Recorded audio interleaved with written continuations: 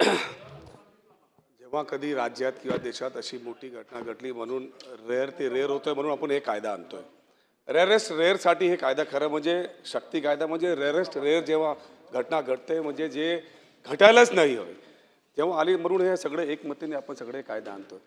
आजही जर आपण या महाराष्ट्र राज्यात किंवा मुंबईत बघितलं तर कुठल्याही केसेसचा आणि मी सुप्रीम कोर्टचा हे करतोय म्हणजे सुप्रीम कोर्टचे जे ऑर्डर झाले त्यांना मी सांगतोय की मॅक्झिमम केसेस आजही डावरीचे झाले त्या संदर्भात सुप्रीम कोर्टनीच दखल घेतली आणि त्यानंतर ACPला एक डेप्युटी डेसिग्नेटेड ऑफिसर गेला की कुठलाही केस रजिस्टर करण्याच्या आधी तिथे जावं.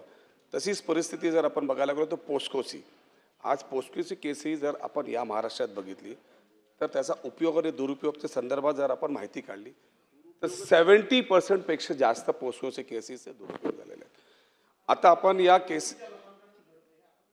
आता आपण अमेंडमेंटच्या संदर्भात आपण सांगितलं की व्हॉट्सअप ईमेल या पद्धतीने जर आपण त्यामध्ये बदल करण्यासाठी आपण ह्या प्रस्ताव आणलेला आहे. आपल्याला माहिती आहे आज आपण स्वतः मोठा AIचा हब जर कुठे होणार आहे ते महाराष्ट्र होणार आपल्या राज्य देशामध्ये. तर आपल्याला माहिती आहे की किती सोपं आहे कोणाचा मोबाईलवरून हॅक करून 2 मिनटं लागत आहे. शॉपिंग करायला गेलं तर मोबाईल टच करतात पर्सला आणि त्यांचं कार्ड आपण एकूण घेऊन येतोय आणि बिल भरतो आणि आपले कितीतरी केसेस असे पेंडिंग आहेत. तर हे करत असताना बिलाला तर कोणाचाच विरोध नाही प्रश्नच येत नाही कारण एक पॉईंट आपण काढायला गेलो तर त्यामध्ये भरपूर मीडिया मागेच लागणार आहे. पण हे पास करत असताना हे जे इलेक्ट्रॉनिक माध्यमातून जर अशी केसेस येत असतील तर त्याची शहानिशा होणं फारच गरजेचं आहे. त्याची पूर्णपणे शहानिशा करूनच तुम्ही जे वरिष्ठ अधिकारी म्हणजे DCP किंवा त्याचे वरचे अधिकारीने याच्यावरती पूर्ण शहानिशा करूनच त्याच्यावरती कारवाई किंवा अटकचा प्रोव्हिजन व्हावी ही आमची एक मागणी असते. चांगला कायदा जो आपण पारित केला होता एकमताने केला होता त्याला आपण अजूनही सुधारणा करून पुढे आणत आहोत. ह्याच्यात महत्त्वाच्या 2 गोष्टी आहेत. अर्थात एक आहे की सेक्शुअल हॅरेसमेंट जे असतं त्याच्यावर जो कायदा आहे की त्याच्यावर जी कारवाई असायला पाहिजे ती जेंडर न्यूट्रल असायला पाहिजे मला वाटतं सर्वच हाऊस मान्य करतं. दुसरी बाब ही पण आहे की आज देखील अजूनही अशी परिस्थिती आहे की महिला शाळेत जायला किंवा कॉलेजमध्ये जायला किंवा ऑफिसला जायला ज्या काही परिस्थितीतून जातात त्या घाबरतात आणि म्हणून हा कायदा आणि हे जे काही आपण तरतुदी करतो ते येणं तेवढ्याच महत्त्वाच्या आहेत. मी मुख्यमंत्री महोदयांना आपल्या माध्यमातून एकच विनंती करतो किंवा प्रश्न विचारतो की हे जे आपण आज पारित करत आहोत आपल्या राज्यासाठी आहे असाच ठराव करून आपण केंद्रासाठी म्हणजे भारतीय न्याय संहितेसाठी देखील करू शकतो का? कारण मला आठवतं जेव्हा आपण सायबर गुन्हे किंवा ते सगळं काही विचार करतो तेव्हा आपल्याकडून उत्तर आलेलं सरकारकडून की अनेकदा हे सगळं राष्ट्रीय पातळीवर होतं किंवा ह्याचे जे काही सोर्स असतात ते बाहेर असतात. आता ॲसिड विक्टिमचं नाव न बाहेर येऊ देणं किंवा जे काही डिजिटल माध्यम आहे हे नॅशनली मला वाटतं येणं गरजेचं आणि आपण जर इतिहासाबरोबर ठराव केला तर ते देशावर देखील त्याचा चांगला परिणाम होऊ शकतो अशी मी आपल्याकडे विनंती करतो. धन्यवाद. सदस्यांनी जे विषय या ठिकाणी मांडलेले आहेत निश्चित ते महत्त्वाचे आहेत कारण कुठलाही कायदा करताना त्या कायद्याचा दुरुपयोग होऊ नये अशा पद्धतीची ही भावना आहे.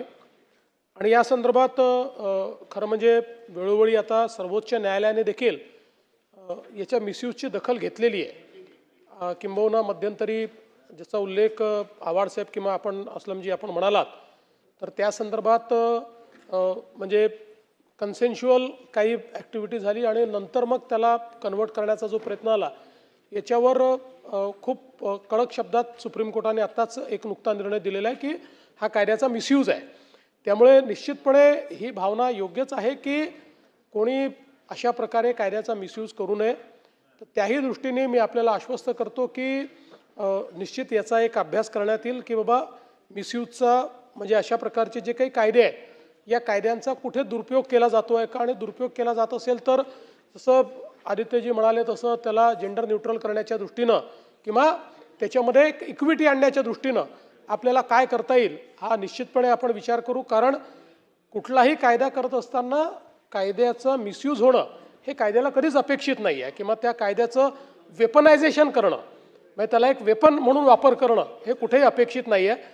त्यामुळे निश्चितपणे ही जी भावना आपण सगळ्यांनी बोलून दाखवलेली आहे ती आपण त्या संदर्भात मी निर्देश देईल आणि त्याचाही हो ते म्हणूनच तोच विषय म्हणतोय मी तोच विषय भास्करराव पुरुषांचा जो आता विषय आलेला आहे तर जर अशा प्रकार शेवटी पुरुषांना न्याय द्यायचा म्हणजे जेव्हा अशा प्रकारच्या कायद्याचं वेपनायझेशन होतं वेपनायझेशन करून त्याचा मिसयूज होतो तर म्हणूनच याचा एक थोडा तुलनात्मक अभ्यास करून मग त्याच्यावर काय केलं पाहिजे तर त्या संदर्भातल्या सूचना या निश्चितपणे देण्यात येतील, वेपनायझेशन होऊ नये म्हणून.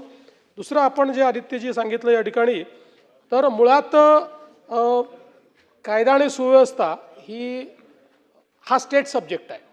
पण ज्यावेळेस आपले सगळे प्रमुख कायदे असतात त्यावेळी केंद्र सरकार सगळ्या राज्यांकरता मिळून लेजिस्लेट करतं.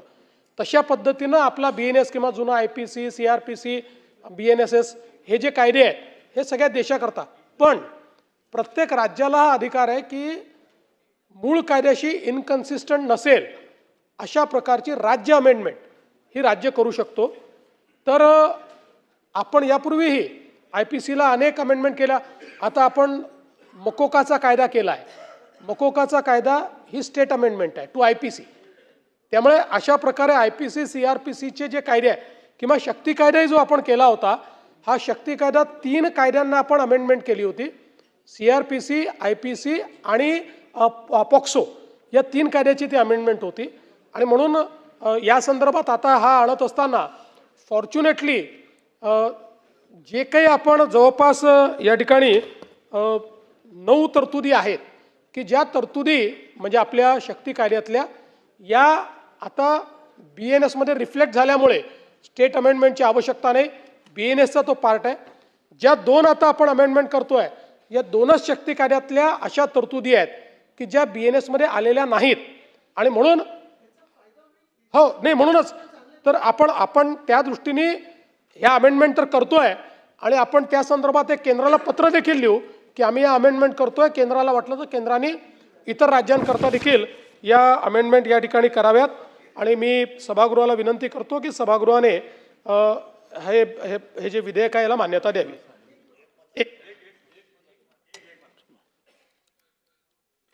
प्रस्ताव असा आहे की सन 2026 चे विधानसभा विधेयक क्रमांक 30 भारतीय न्याय संहिता विधेयक 2026 मांडण्यात आले.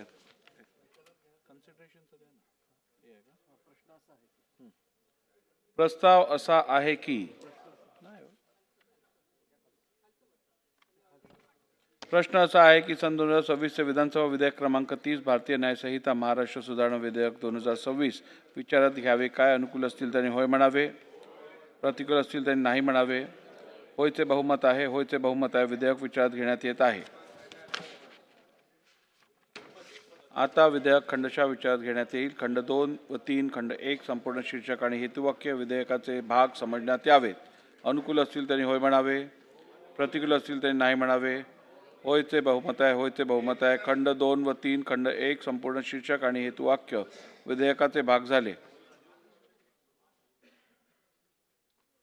अध्यक्ष महोदय, भारतीय सन 2026 विधानसभा विधेयक क्रमांक 30 भारतीय न्याय संहिता महाराष्ट्र सुधारणा विधेयक 2026 मान्य करावे अशा प्रकारचा प्रस्ताव आपल्या अनुमतीने मी मांडतो. प्रस्ताव असा आहे की सन 2026 विधानसभा विधेयक क्रमांक 30 भारतीय न्याय संहिता महाराष्ट्र सुधारणा विधेयक 2026 संमत करावे. प्रश्न असा आहे की सन 2026 विधानसभा विधेयक क्रमांक 30 भारतीय न्याय संहिता महाराष्ट्र सुधारणा विधेयक 2026 संमत करावे. अनुकूल असतील त्यांनी होय म्हणावे, प्रतिकूल असतील त्यांनी नाही म्हणावे. होयचे बहुमत आहे, होयचे बहुमत आहे. विधेयक संमत झाले.